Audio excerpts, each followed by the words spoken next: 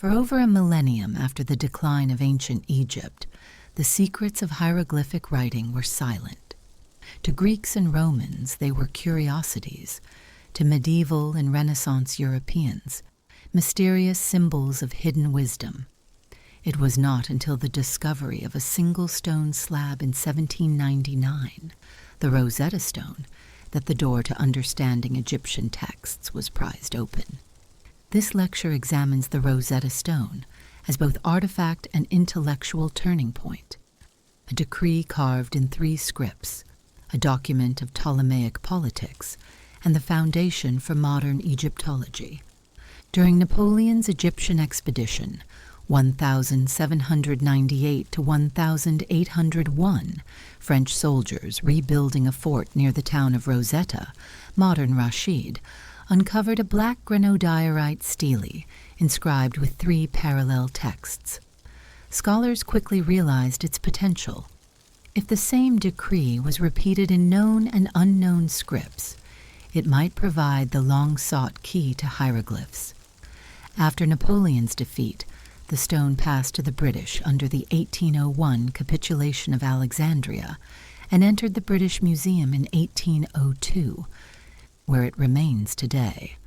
As for the text itself, the Rosetta Stone contains a decree issued in 196 CE under Ptolemy V Epiphanes, celebrating his coronation and granting privileges to the priesthood.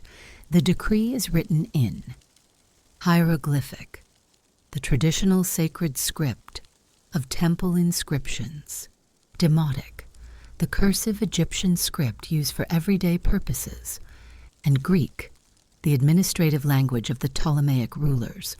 By comparing the Greek, already understood, with the Egyptian scripts, scholars gained their foothold.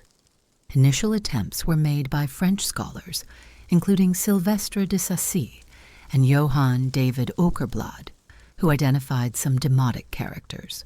Thomas Young, an English polymath, recognized that cartouches, oval rings enclosing hieroglyphs, contained royal names, and he correctly identified Ptolemaios. But it was Jean-François Champollion, 1970 to 1832, who made the breakthrough. Fluent in Coptic, the later form of the Egyptian language, Champollion realized that hieroglyphs were not purely symbolic but partly phonetic. In 1822, he announced his decipherment, demonstrating that the hieroglyphic system combined ideograms, symbols for ideas, and phonograms, symbols for sounds.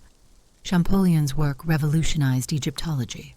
Suddenly, thousands of inscriptions on temples, tombs, papyri became legible.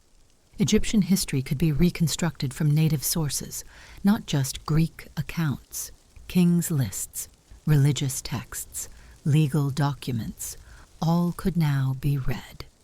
This allowed modern scholars to establish precise chronologies of dynasties, to understand religious beliefs, and to recover voices that had been silent for centuries. The Rosetta Stone was not merely an object, but a turning point in historical science. It is important to remember that the Rosetta Stone is not unique. Other bilingual or trilingual inscriptions exist. What made this stone decisive was timing. It was found at the dawn of modern scientific study, when European philology and comparative linguistics were flourishing.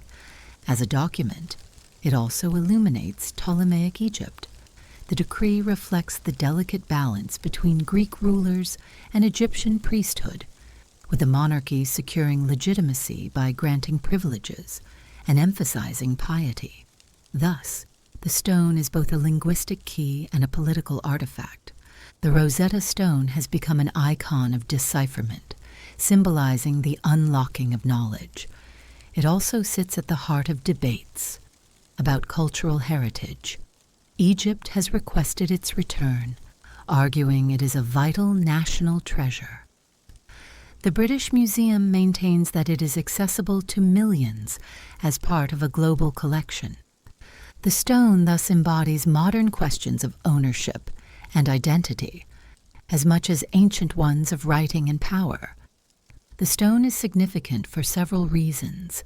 It is a linguistic breakthrough, which enabled the decipherment of hieroglyphs, foundation of Egyptology, a historical source which illuminates Ptolemaic politics and priestly power, a cultural symbol which represents the triumph of scholarship over mystery, but also colonial appropriation of antiquities. The Rosetta Stone reminds us that history is not merely about monuments, but about voices. Without it, the Egyptians would remain a civilization glimpsed only through outsiders' eyes. With it, their own words speak again, across millennia. It is, quite literally, the key that gave ancient Egypt back its history.